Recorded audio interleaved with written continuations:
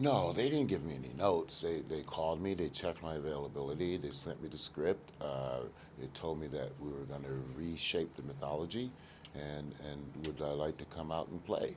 And that they would love me to come out and play. So I was just thrilled to be invited.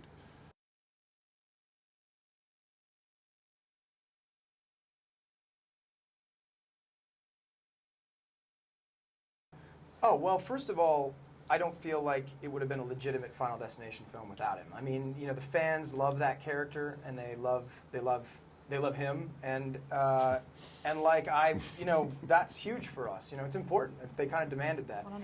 Yeah. And you know, as from an actor's point of view, Tony's great to work off of because he gives you so much, and that he embodies that character in a way that is really, it's very intimidating. You know, the information is direct and it's true and it's very heavy. And so as you have to take this from someone, especially, you know, he has the presence of someone that's bigger than everybody else on set. And so he delivers in a way that embodies what he looks like. So it's great, man. I mean, when he came on set, it kind of like, everybody was like, oh, okay, right. This is why we're freaked out. Like, this guy talked to us about something and got us freaked.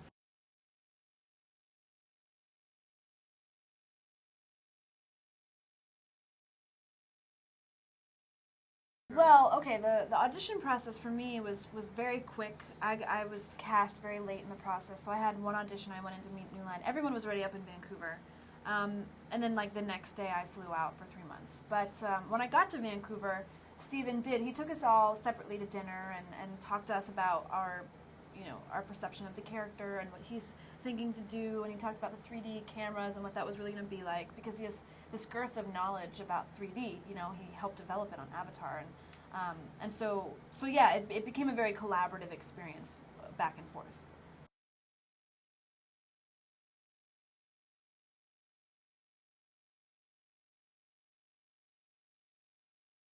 Well, I was excited, you know, for the pedigree that he came from. I mean, I was very intrigued. The way they spoke about him was really highly, and then you meet him and you can see the preparation. I mean, he has, you know, in a positive way, an obsession with preparing for as much of the possibilities that can happen on a day, which is so important for a highly technical shoot.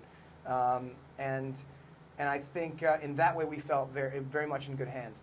In working with him as an actor, you know, it's that great fun thing. You know, you take a little bit of time to learn. He had freely admitted, like, this is my first time helming this all myself. I'm still a young actor, so I'm still learning as I go. And we developed a dialogue with each other, and it was something I felt really comfortable with because we worked together almost every day for 3 months.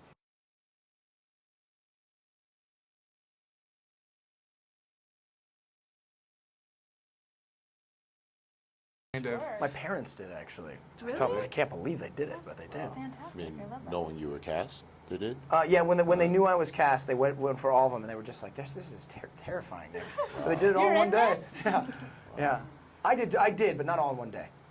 Yeah, I need to take it in small doses. I had seen the first one and I loved it, but then I had to watch the other ones kind of weekly.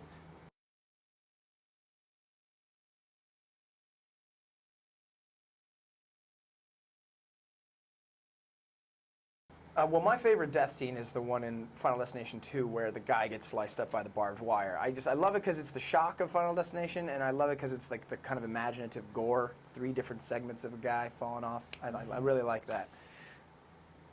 Yeah, I mean, yeah, if you guys want to go down the line. My favorite death is probably the tanning booth.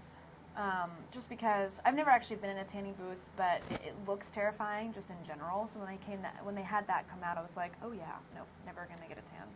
It's just awful. And for me, the woman being hit by the bus in the first one, I thought it was so sudden. For me, it was the first time I said, okay, that's Final Destination.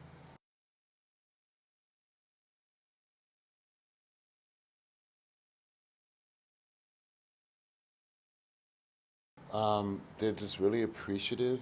The good thing about working in movies, not just horror anyway, there's a great unifier.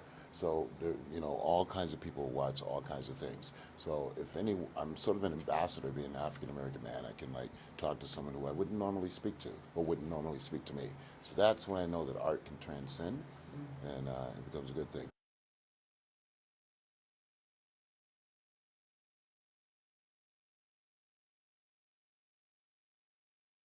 I mean, call me what you will. I mean, if you're gonna call me queen, I ain't gonna kick you out of the room. Right. Yeah, I mean, I've been incredibly lucky and blessed, and one of the most amazing things about the horror genre are the fans, and they're very loyal fans, and they're so vibrant. Like they get their voice out there, and they support 100%.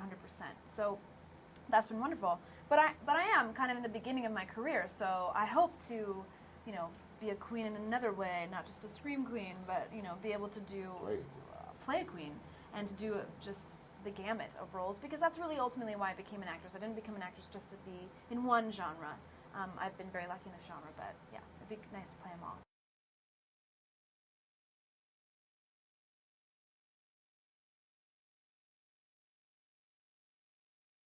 I think it's a good question. I think that, boy, what's great is that you have to go through a lot of emotions. It's for me in particular. I got to run the gamut. I get to have. I've done a lot of romantic comedy stuff before. I get to have that here with her in some small scenes where we get to try and hold on to each other and have a that romantic relationship. But I think you learn. I can just speak about this particular film. I learned about the action sequence. I learned about shooting with green screen. Learned about massive sets, and I learned about sustaining energy that you need over an extended period of shooting to match the energy that's necessary to bring it for a movie like Final Destination. So I think that it's a great training, and it inundates you with that stuff.